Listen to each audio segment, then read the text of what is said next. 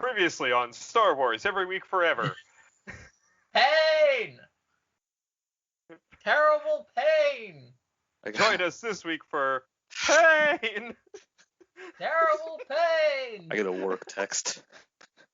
I'm waiting for my boss to try to call me in the middle of recording. I was like, dude, listen. First off, I'm barely conscious. Second, I have to talk about the Star Wars.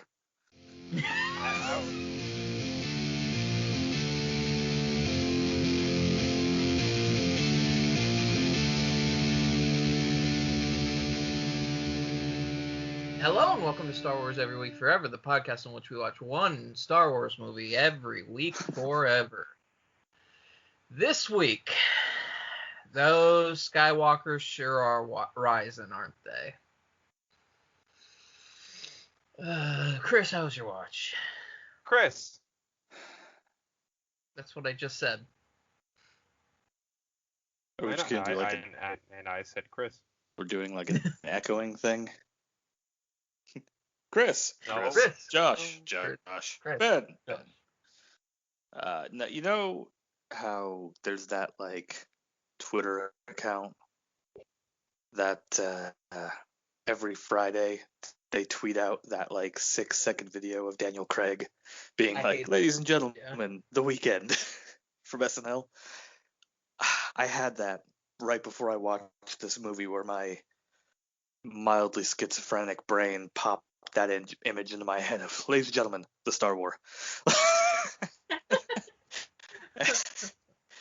So that's how my watch was. That doesn't say anything about your watch, and somehow says everything. There. It did not improve. They still fly now. That's your watch. Josh. Yeah. How was your watch? Yeah, this movie is still awful. Yeah. It took me longer to get mad at it this time, which I would say is an improvement. Usually I'm mad. The last couple times I watched it, I was mad for moment one. Last time we watched it, I was mad from about the first time they set down on Rebel Base Planet with Alderaanian Cruiser. This time I didn't. I know, that's why I said Alderaanian Cruiser. Because it annoys me. Because it's a 40-year-old ship that is kind of a flagship. But Josh, it's not Alderaanian, it's Corellian. The watch sucks. Fuck. God. Jesus Christ. We're really hitting some rotation 30 things here. I'm just seeing how many picks it takes for Josh to actually come here and Look. I was fine. I was disassociating. I was completely getting through it okay. And then it got to the part where they were fucking under the fucking desert planet number 74. And Finn goes, I'll stop keeping secrets from you when you tell me about all that shady stuff you do. And I just got mad. Because they ruined the dynamic of Finn and Poe, and it just pissed. That was the breaking point this time for me. And this time for me, I got past the Palpatine thing, but that one still fucking That one still fucking pisses me off.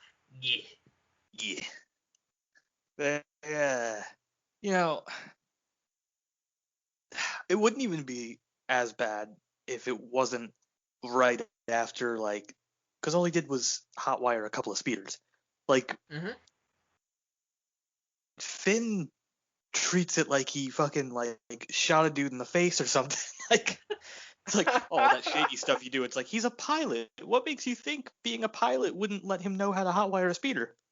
Yeah, it makes no fucking sense whatsoever. It's just an arbitrary decision that was made for this movie that makes no sense in the context of Finn and Poe's relationship in the other two fucking movies. Just because We wanted Poe to be more like Han Solo, I guess. Whatever. Ben, how was your watch? I hate everything, and I wish for death. But hey, this is the last audiobook. You can celebrate that. I feel so liberated. I feel so liberated. I'm gonna play so much goddamn Halo this next week. No. But hey, now calm down. Ray motherfucking Carson. We have to talk about this book. You're not out of the woods yet. But Ray motherfucking Carson decided to make me absolutely hate everything before I was done with this. The author of this fucking book, because by God, they did the best with what they were given. But they were given some shit. Now, overall, before we get into the nitty-gritty, is this basically true novelization, or is there some absolutely wacky shit in here? It's true novelization with some real wackiness peppered in. I didn't have to draft my sister into throwing things at me this week. I mean, the world is lesser for that. I think she's very happy about that, to be honest with you. Yeah, but I'm not. That was the best thing that's ever happened on the podcast. It's also the reason why it's actually a good thing that we're all scattered as much as we're scattered, because like something like that had come up, that we would have killed an entire day doing just that. I mean, yeah, and I would have been happy. Gather. We're gonna do this all fucking day. Like, we would have easily killed a good 12 hours. Just fucking. That's 12 episodes worth of content. God damn it. So Ray Carson, Ben.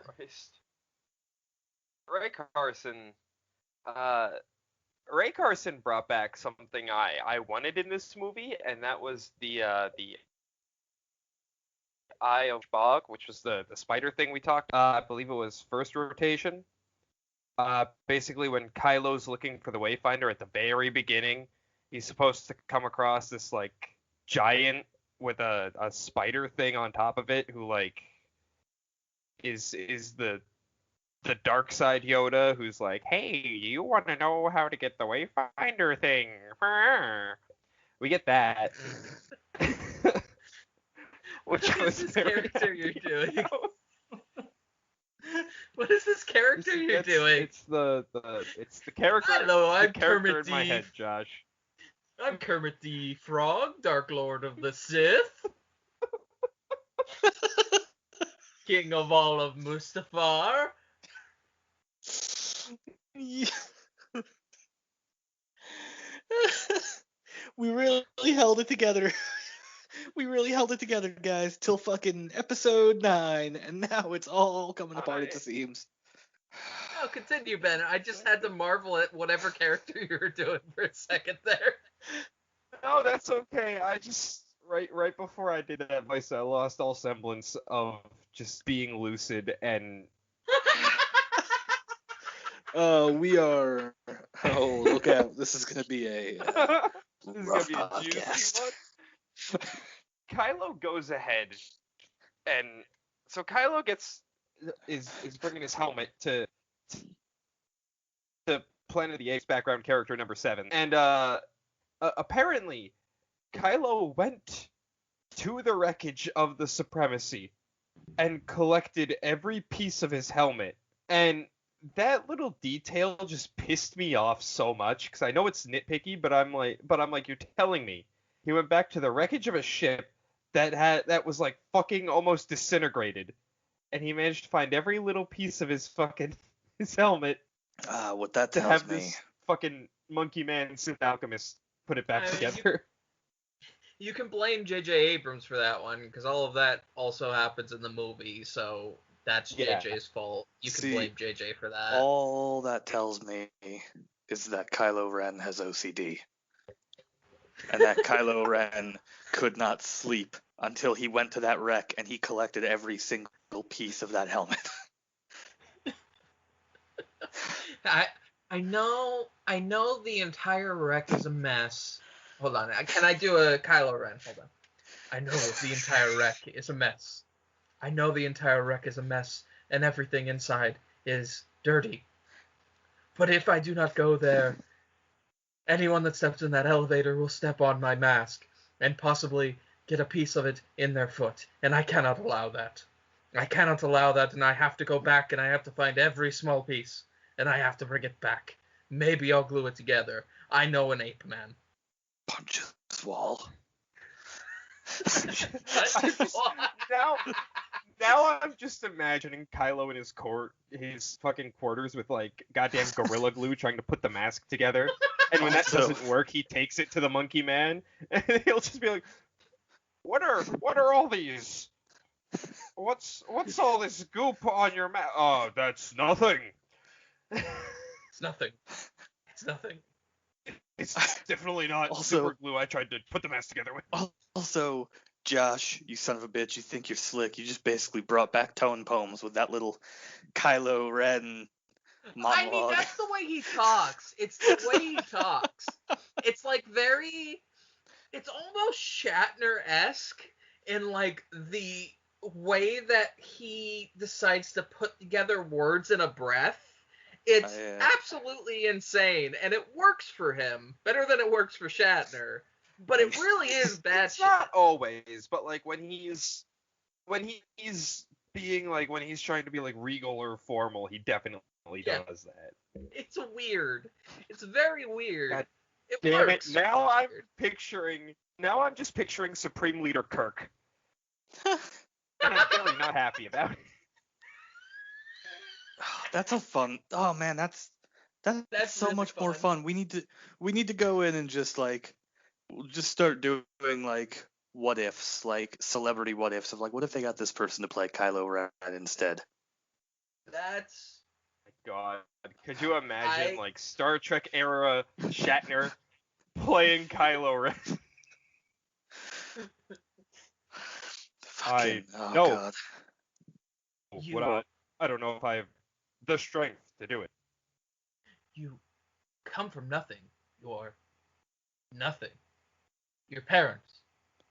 You're scavengers. I don't know why. no. They sold you off for drug money. For drug money? See, I don't know. I'm so sorry.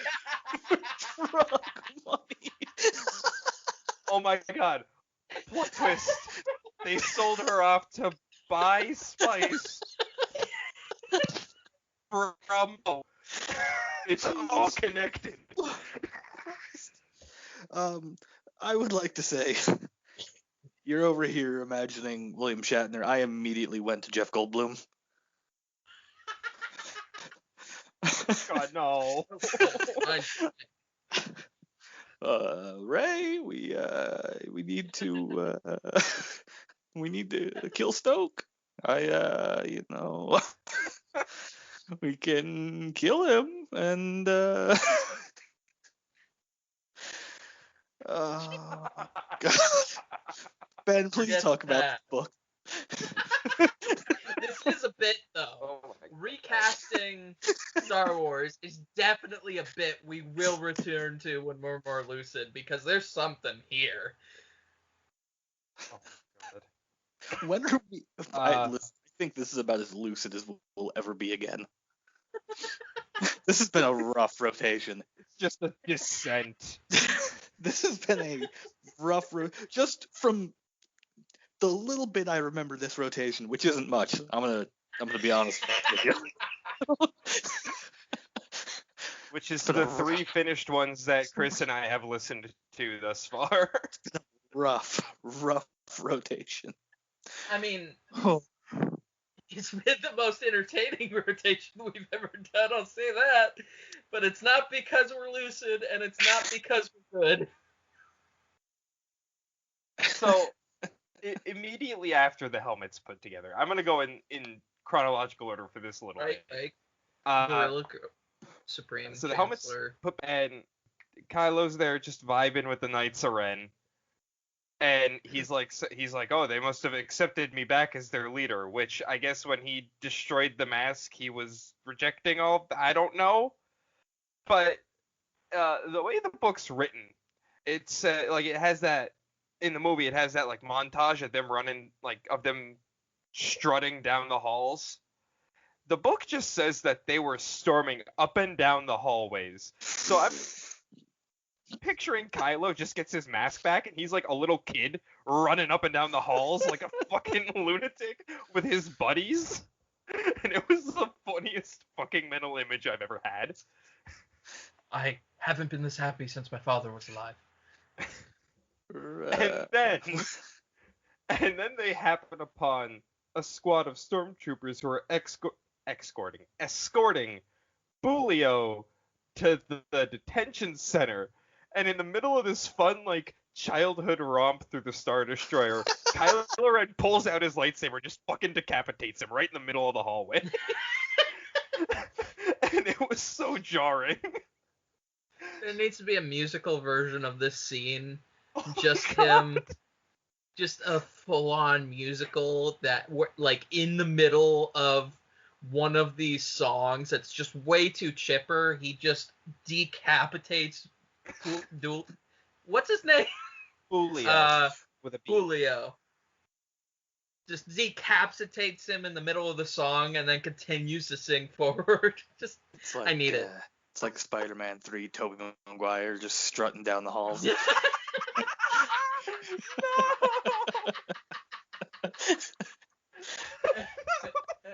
You know, if this movie was as terrible yet funny as Spider-Man 3, I would love it more than this version. Oh, hey, there we go. We'll get Tobey Maguire as Kylo Ren. He'll hit on teenagers and hang out with Leonardo DiCaprio. Fucking Christ.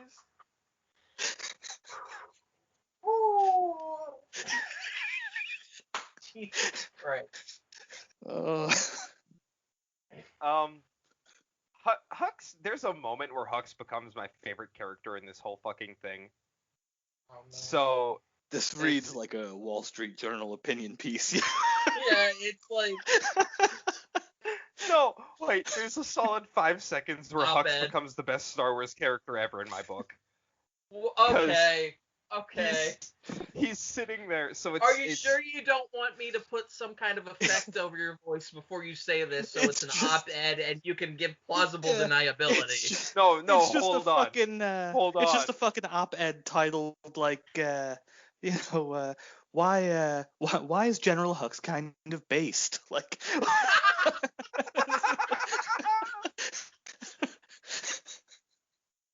Okay, so Ben was hold on. the one who hired all the So- Russian bots. So, Hux is there. It's the scene where it's Hux, Kylo, and General Pride just in a corridor talking, and Hux is sitting there during this like little meeting thing, and he's going on about how much he hates Kylo Ren's hair. He's like, it's this whole internal monologue about how like Hux loves everything nice and organized and neat, and there's Kylo's hair, long and disorderly. Does Hux have like a barber fetish? He wants to cut Kylo's hair. And it's just like I don't know use why. L'Oreal for men. It keeps my hair smooth. Yours is all character is this? wet. I don't know. It You sounds came like in like a Hux fucking pirate. and It's no, like seeing you using L'Oreal. not sponsored. L'Oreal for Arr. men.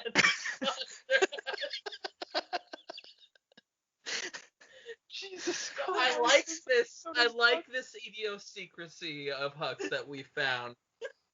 That he just has severe OCD.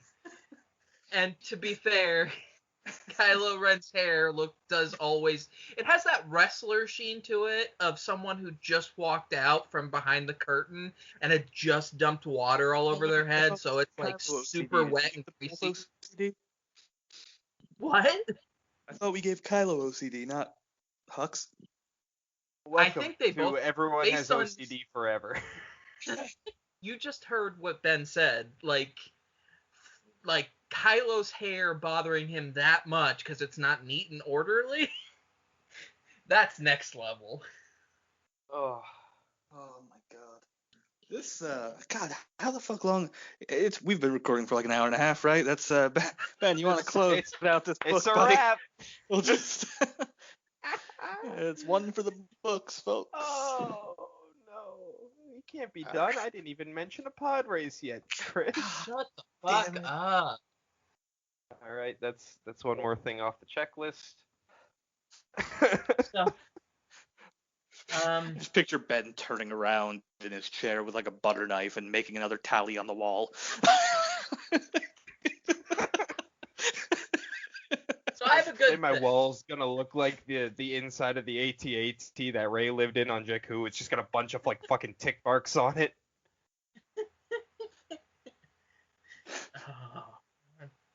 I have a good thing. I have a good thing that I'll say about this movie. It's not necessarily a good thing about the movie. It's just a really well done, like, 3 frames of the movie. Oh god, whole three frames.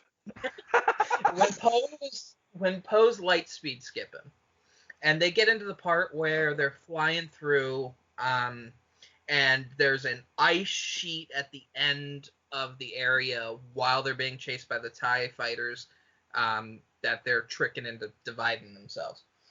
Poe, kind of without looking at Chewie, kind of says, how thick do you think that ice wall is? And the turn that Chewie gives as he basically screams at him is fucking exceptional. I have never seen Chewbacca that insulted in my life. And it's probably my new favorite small detail of the entire movie. He's so mad.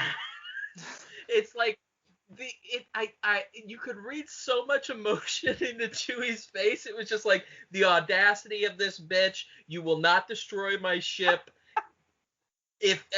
Just all of the indignation and panic was fucking perfect, and I adore those 3 frames of this terrible movie.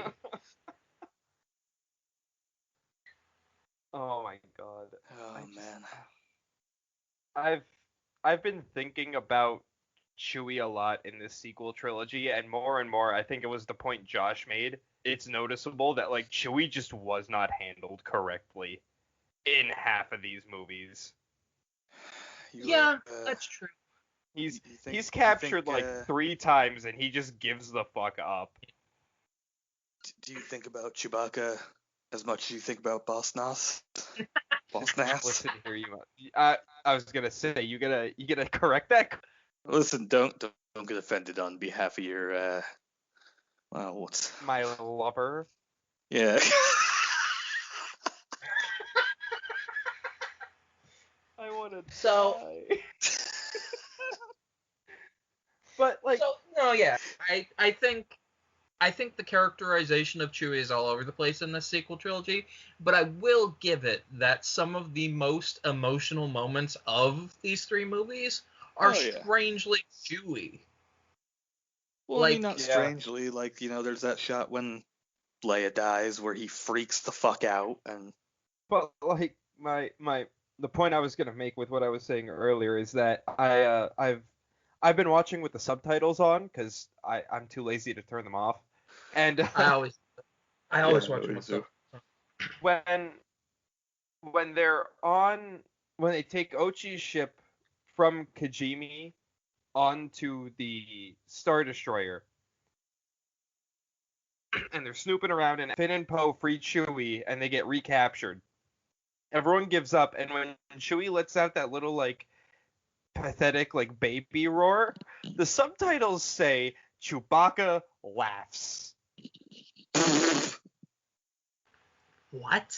And it made me so. I rewound it to make sure I read it correctly. Yeah, I watched that scene twice to make sure I was reading it correctly. And yep, it says Chewbacca laughs, and it hit me a certain way, and I wasn't happy about it. I'm gonna have to look for that now because I haven't picked up on that so far. Fucking Charlie from Lost from Star Wars is the one to tell Chewie that they need him while he's fucking grieving in this movie. I've realized this watch. It's fucking Charlie from Lost from Star Wars. Listen, Charlie from Lost from Star Wars. I don't want to dogpile on the actor, but what gives you the fucking right? Where were you this entire trilogy? Why are you so fucking randomly important in the fucking closing act of the fucking trilogy that you get to tell Chewie to get over grieving one of his best friends so that he can go listen to a briefing report about all of the Star Destroyers having fucking Death Stars in them? What gives you the right? Apparently Charlie from Lost from Star Wars is one of the people who is helping Rey with the ancient Jedi text. I have a rant about the ancient Jedi text.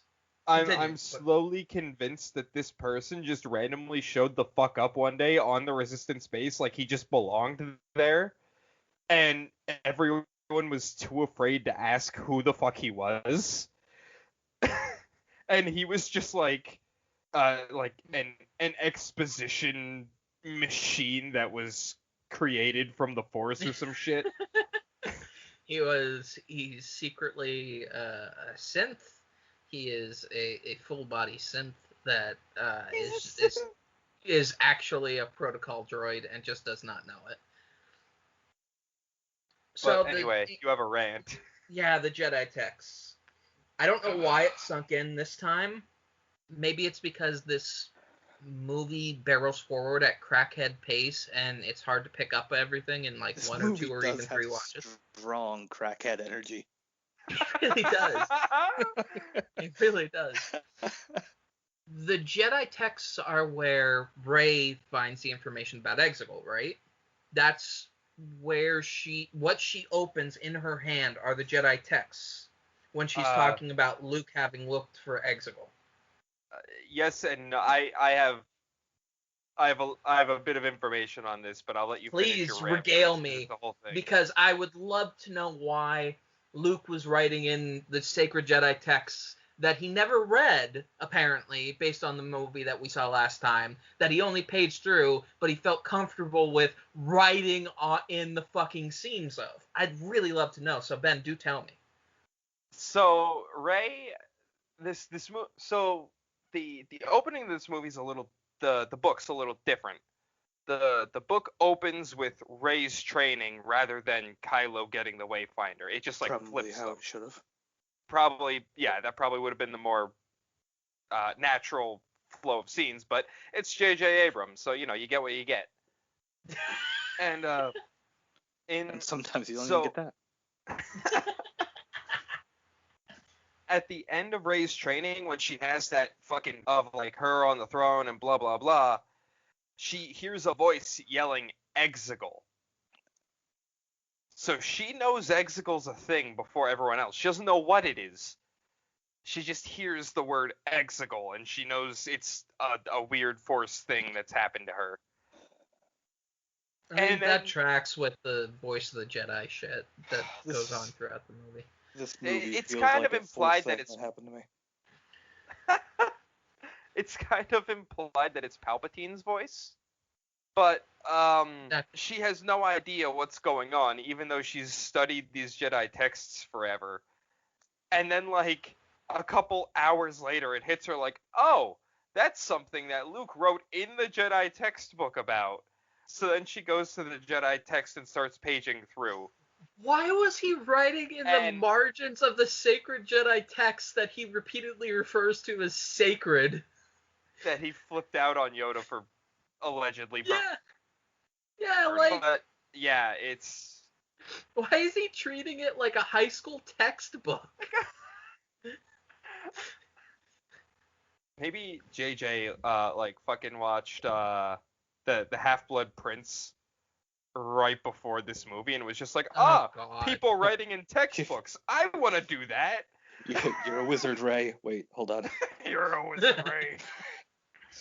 Wait, that's not right. Charlie, get in here. Help me out. What's Charlie, wait.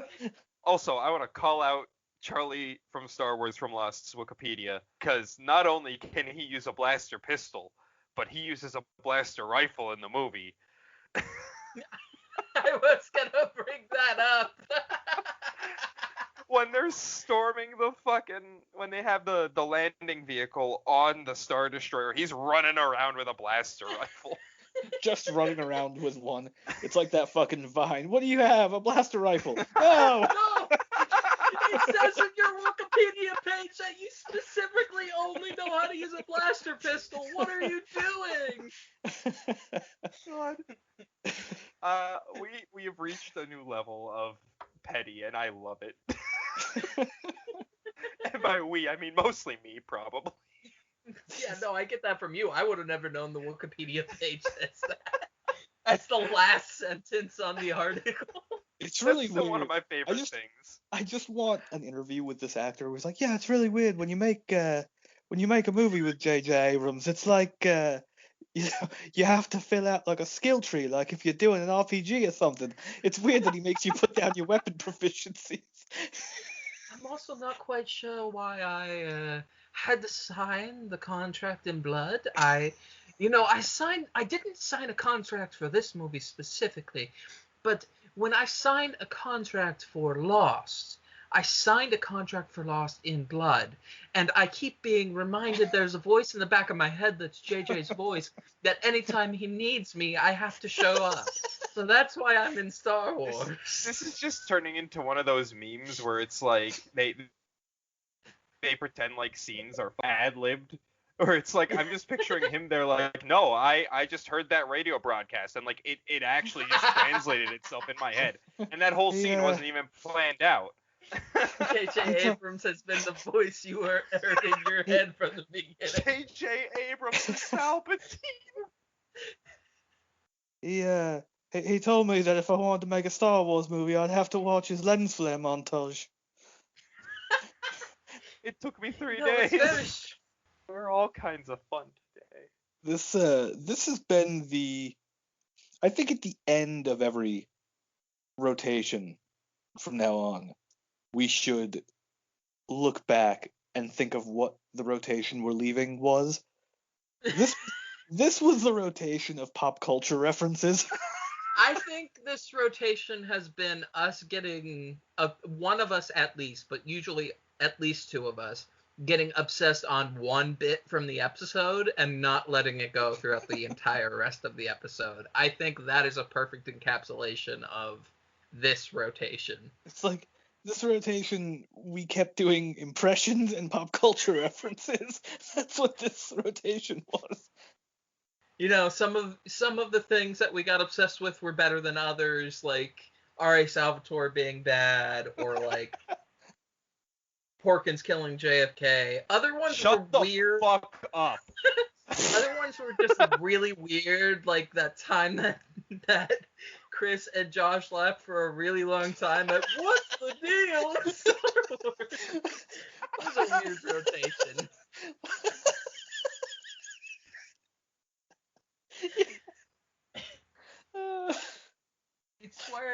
You'd swear in that episode I had taken edible too. I promise I haven't. It's not for lack of trying. What's the deal? Chris, no. Okay, stop, Chris. So, I got mad at the C-3PO death scene again. You know, I've talked about how much I hate Dio and how he subtracts from that scene. But it really struck me how much, like, his final moments of, like, memory are played for a gag. It's, like, almost really dark humor when 3PO is basically getting the cord pulled on him. He's like, wait a minute, I have another idea. And, like, Daisy Ridley plays it off like she's just been traumatized. And it's really fucked up. It's more fucked up than anything else in this movie. It's violent and uncomfortable. And then Babu Frick's just there like, hey! You want to run that by me again, Ben?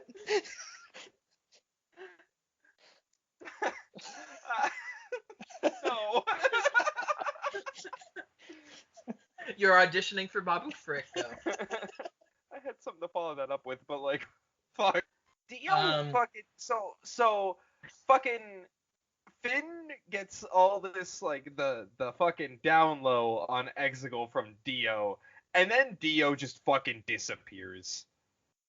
We hardly see Dio afterwards. It's like Dio has done its job. Fuck it.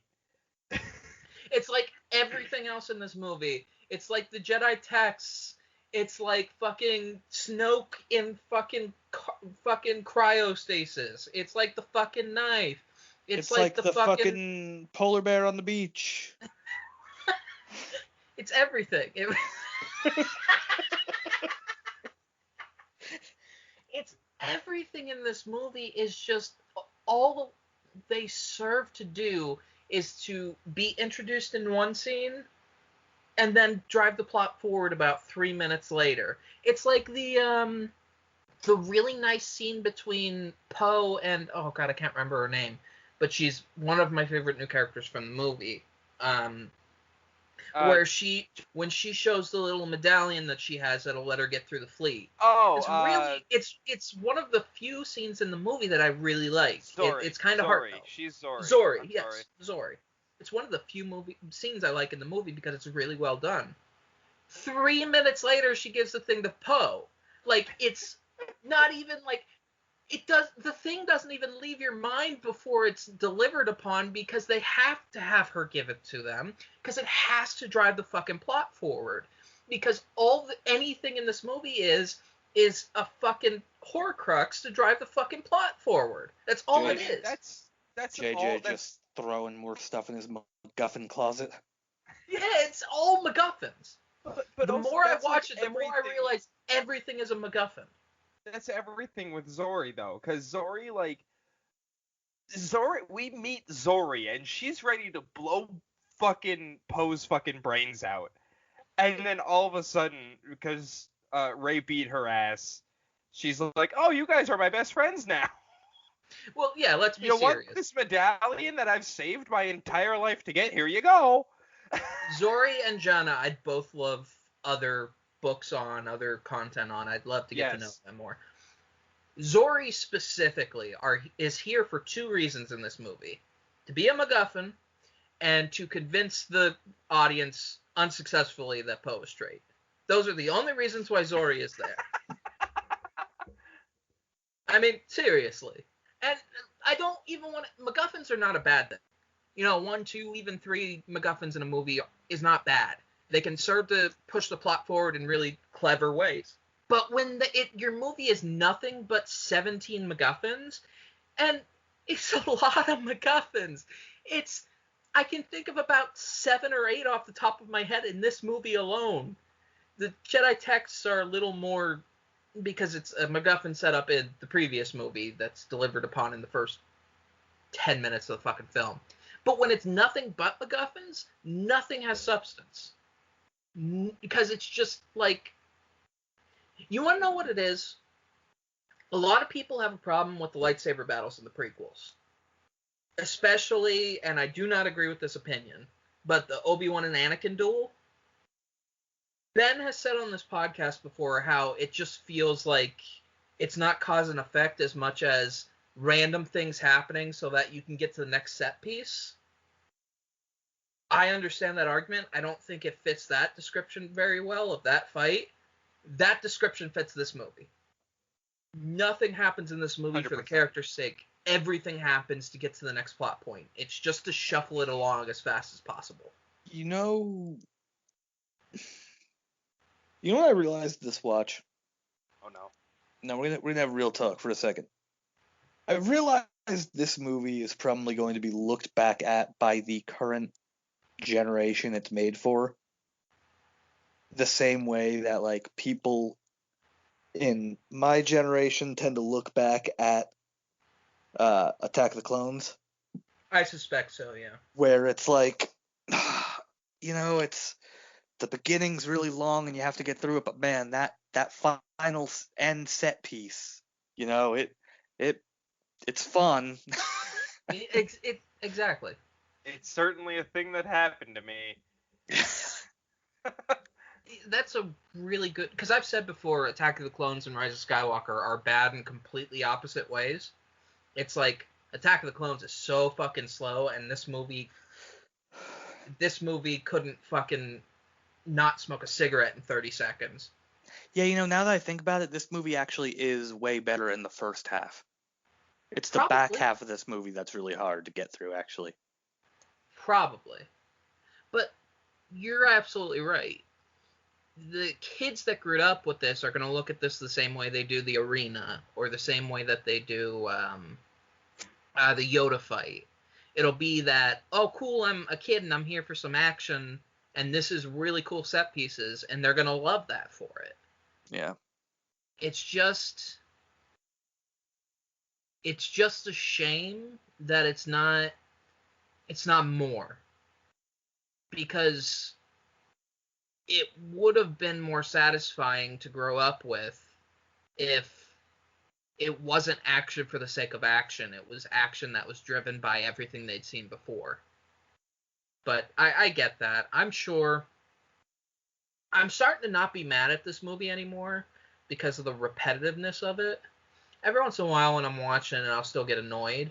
But, like, the big complaint that I had, Palpatine, doesn't affect me anymore, even now. Because I'm starting to get into Ian McDiarmid's ridiculousness again. Yeah, but it's not as fun in this. Like, we've talked about that, where it seems like they almost told him turn down the camp. But no. But he's still campy. He's still campy. It's one of the new ones that I really like is the make the sacrifice line. If you look at the way his jaw sets when he's saying that entire bit, it's fucking great. No, it's not as ridiculous to an extent as it was in Revenge of the Sith, but I'm starting to dig that part. Do I agree with Palpatine being in this movie at all? Fuck no. The things that still sting for me are the things that are specifically hurtful to these characters that I really grew to like the two films before it. Like I said, it was the Finn and Poe stuff that really... Like the straight Finn and Poe, yeah. It's not even just the straight Finn Poe stuff, although that's a large part of it.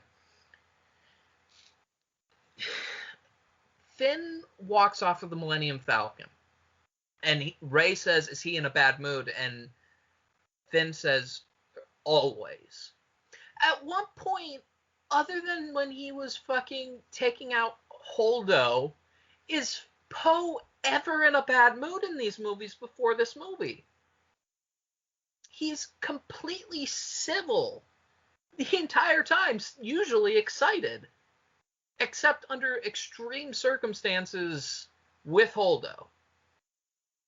Punches wall. You're just like, you're really, you know what you sound like right now, Josh? You sound like a classic Poe defender.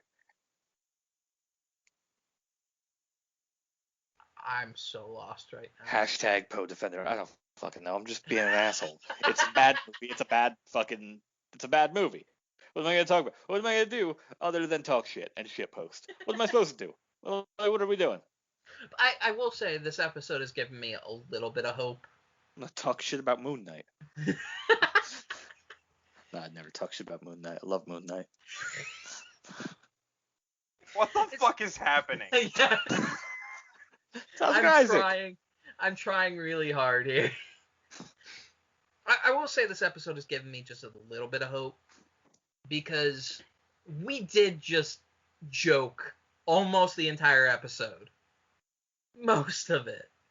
And it wasn't until the end where the nitty-gritty complaints really started to get into it, which is better than we've done so far in this specific movie. So I think it is possible in the not-too-distant future we're going to watch this movie, and maybe we'll hate watching it, but we'll have a great time recording it. It won't feel like we're just letting all the anger out of us when we record it. Yes, let the hate flow through you. Another line that should have been in this fucking movie. Yeah. Yeah. Yeah. I would have Yeah lost is my the only shit line we'd need. if Kylo's walking through the fucking like temple in the No. beginning of the movie and he turns a corner and it's like the suspenseful music. The light pans over to Palpatine's face. He just yeah. Or alternatively, there's a deleted scene, because there's no deleted scenes in this movie. There's a deleted scene where he's walking in and he like turns and there's an alcove that has like one flickering light in the back of it. So he starts to walk into it, and as he walks in, the lights slowly start to go on, and the further back he gets there, realizes there's some kind of form in the back. And when the last lights go off, it's just this deformed, failed Palpatine clone that just looks at him with like wide eyes and go, yeah, yeah, yeah, yeah, Yeah. yeah, It's yeah. like fucking, was it Gary from Fallout 3? Or it's like you go Gary. into the vault and it's like a Gary. cloning facility Gary. of crazy clones all named Gary. Gary. Gary. Gary. Yeah. Yeah.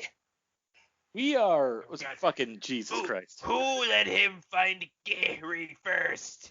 He was supposed to come to me first and I would show him Gary. Gary was the chosen one. Oh, anything else about the book? On the topic of fucking this On being the a horror topic of movie. what? Of this being a horror movie. The topic of our OC, the failed Palpatine clone Gary. So, I got major Rocket Man vibes from Dio this read Fuck through. yes. I'm 'Cause- sorry. What? Rocket Man. Sorry, continue. I'm sorry. Yes. The whole book, Dio is referred to as Conehead Droid, and the whole time that was just giving me Pyramid Head vibes.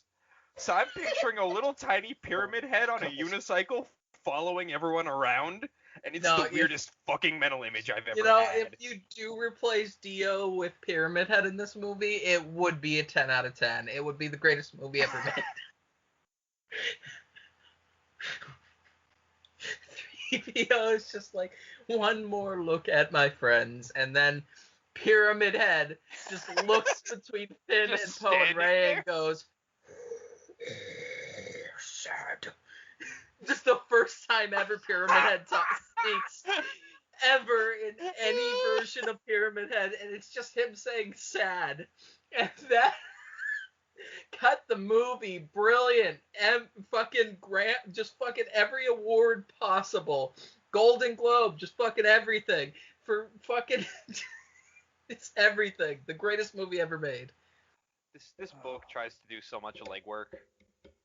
I honestly feel bad for this author because this book tries to do so much legwork in making this movie and the last movie somewhat compatible. They're talking about how no one responded when they sent the distress signal at Crate, and there was a whole fucking paragraph about how, oh, well, that's because the First Order went out of their way to, like, bully the shit out of every system that would possibly help them, to intimidate them into not helping them. And I'm just like, how does this fix anything? Yeah, it is. What must it have been like for those generals when Poe says, oh, it's all right, we'll go to the core systems and get more help, that were at Crate? What the fuck are you talking about, go to the core systems and get more help? That didn't work last time, now did it, Dameron? Poe Dameron, you're gonna get us all killed on a wish that people will respond. But it's fine. What do you think, Charlie from Lost from Star Wars? You always seem to have something to say. Oh my god. I can't wait. One day, our fans are going to watch along with us from beginning to end, and we're going to find out that Charlie from Lost from Star Wars was a shared fever dream that we all had, and he's not actually in the movie at all. Stop! Every time we talk about him, it feels like I'm in another dimension. It's like It's like It's like we're sitting there. It's like, wait, it can't be. I saw him. He had to be real. He was He wasn't even there this whole he time. was right there. he was alive. I felt it. He was. You're telling me he wasn't there the whole. He was fake, and then from behind us, you just hear, "I always was. I was always fake."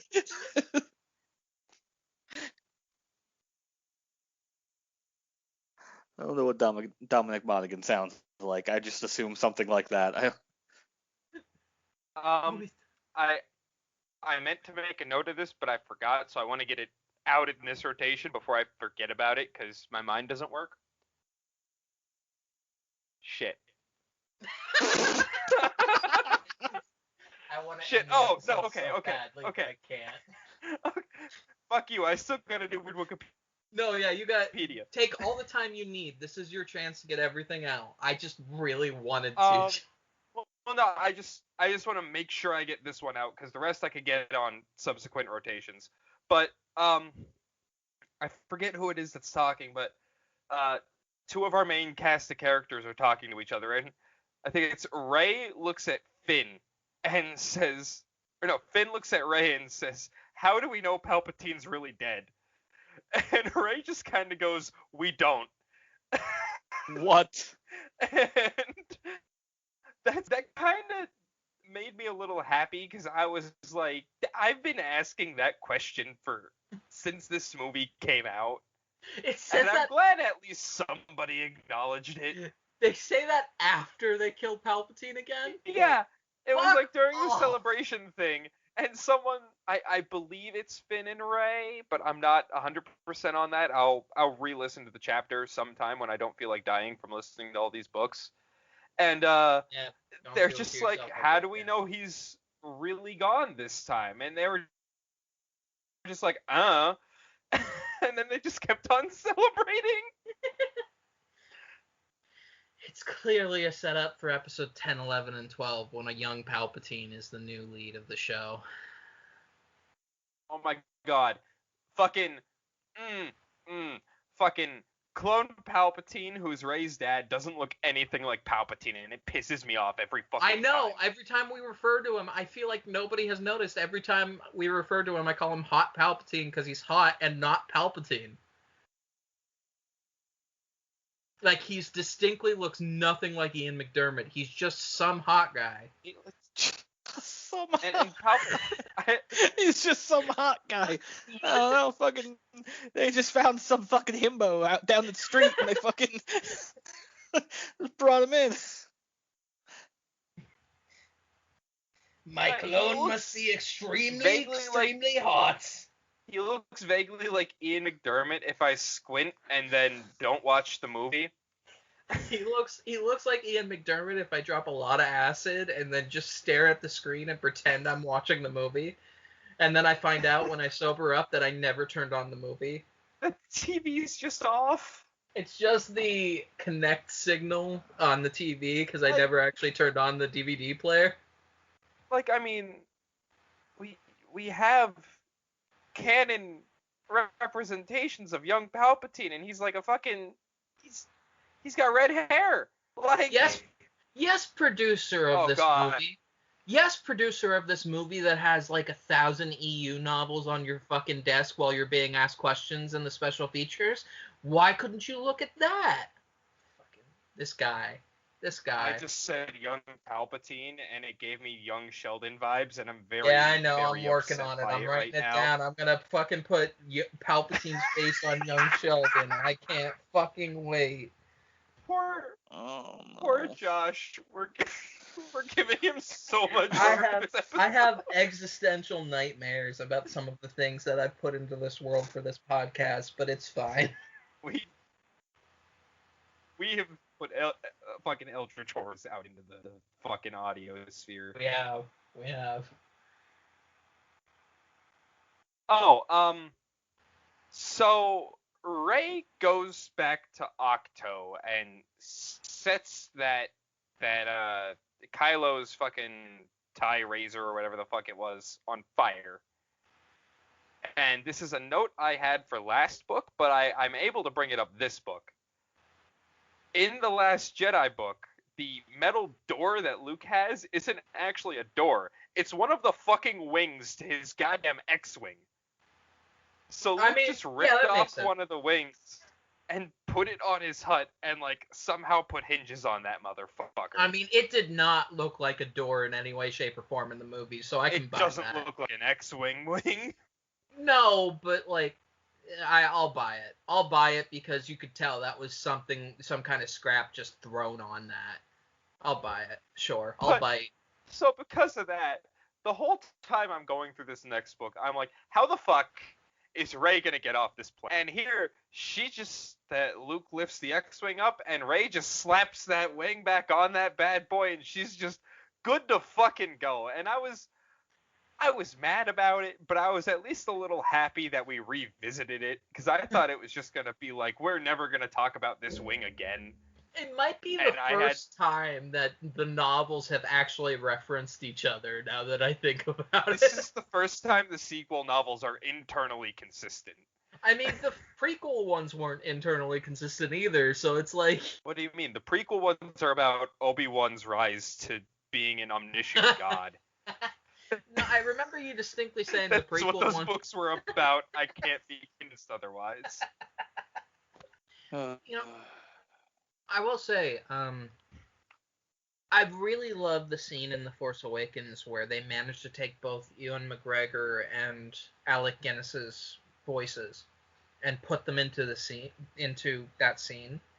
But it's really starting to, like, wig me out a little bit every time I hear both, especially in this all the Jedi speaking to Rey scene at once scene. Because why the fuck does everyone else speak in one voice, but just Obi-Wan Kenobi is speaking with two different voices? Is it because he reached that level of omnipotence and could never get back to it? Because, like, it's weird. I get it. You're doing it because of the nostalgia, but, like, in universe, why is that happening? Why isn't that happening with, like, Vader? I'm starting to wonder how much that's supposed to be. I'm starting to wonder how much some of that stuff was supposed to be nostalgia. Because, like, there's some fucking voices in there that make me really fucking wonder.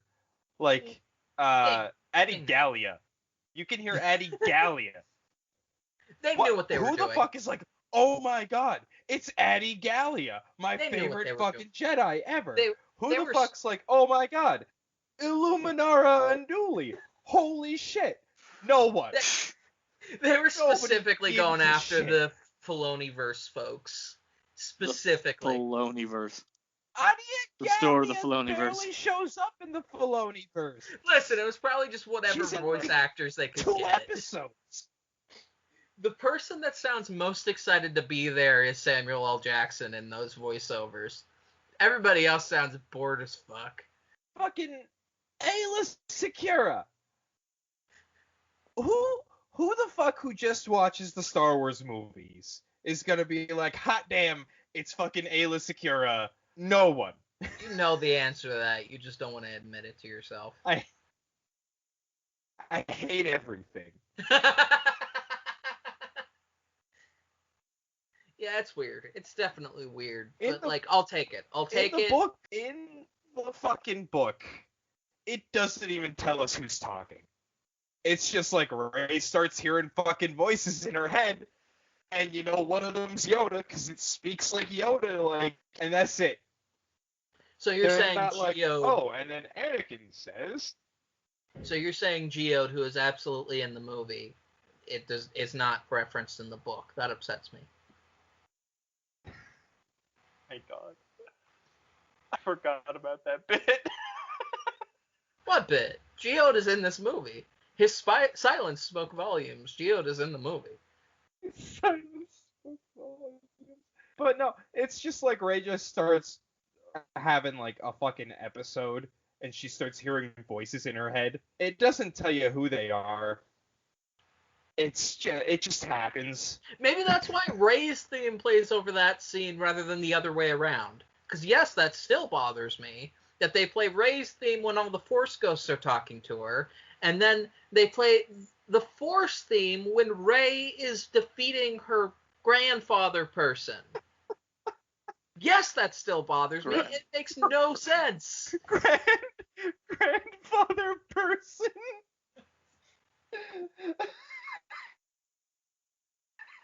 I don't know why that hit me the way it did, but it was glorious. Holy fuck. And I will say this again. Hayden Christensen.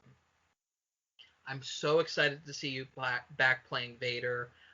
It'd be really cool to see you doing scene or two as Anakin. Why do you sound so bored in that voiceover booth?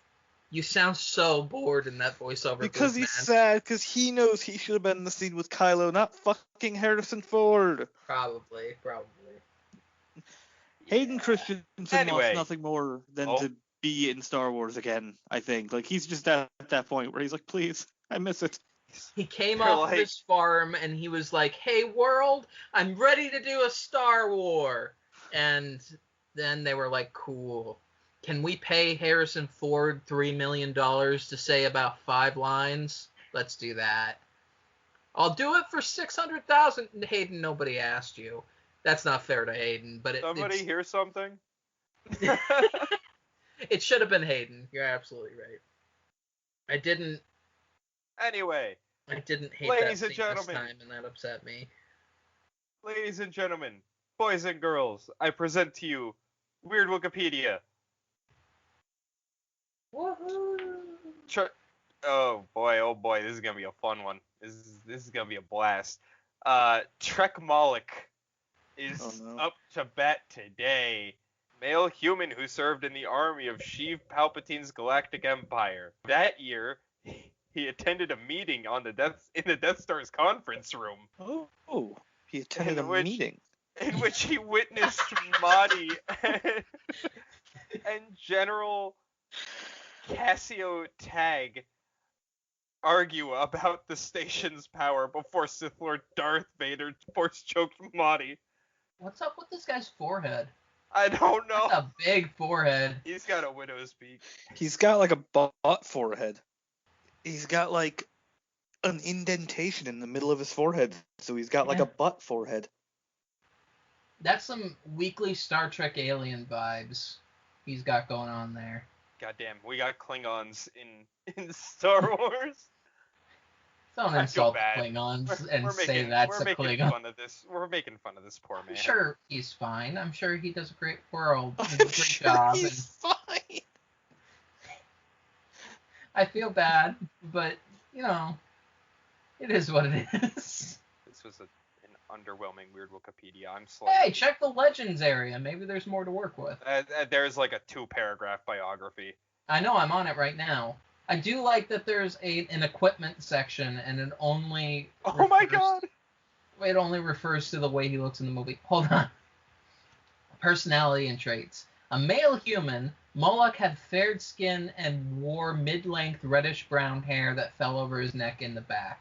He had a risk-taking type personality and did not hesitate to confront his superior in stormy discussions, although only in private. I like that one of those 2 sentences is about his appearance in the personality section. That's pretty good. What the fuck? His homeworld is Karulag? This has been a thing that happened. Are we okay? Oh, okay. No. Most of this source is from Star Wars Insider. That makes sense. No, I'm fine. God. It's Star Wars every week forever is a thing that I do every week. Forever. Yippee! On Wednesdays, I'm very excited about the thing we do until I have to start editing, and then I'm not so excited, but I'm still excited unless I have to do something really weird for an edit. And then on Thursday... half of the shit we talked about this week. This is going to be a rough one for you, and I'm so excited for Kylo Goldblum. Don't say that. Oh, yeah, I'm going to have to do that. Fuck. I'm fine. Are we fine, folks? We did a check-in. We might as well finish the check-in. I'm great. This is... I mean, you're free. This is the best part about my week, because I had a shit week this week. I'm just vibing. I'm free. Just The chilling. freedom's not gonna set in until like 20 minutes from now when we all like do our quick post podcast powwow, and I don't have to immediately start a book. I could just sit here and like fucking play Halo. Let's get you to that point where you don't have to think about it. This has been Star Wars Every Week Forever. We love you all. Thank you. Good night. Hello, all you beautiful people, and thank you very much for joining us on yet another week of Star Wars Every Week Forever. We upload every Wednesday around noon on various platforms, including YouTube, Spotify, TuneIn, and many others. If you have any friends, companions, people you would like to torture with our presence, feel free to send them our way. You know where to find us. If you would like to interact with the show and the various co-hosts, being me, Josh, and Chris, you can find us quite easily on Twitter at SWEWF. We check there very regularly, so it's easy to get a hold of us. And I hope all of you wonderful people have a glorious rest of your day. Until next we meet, may the Force be with you.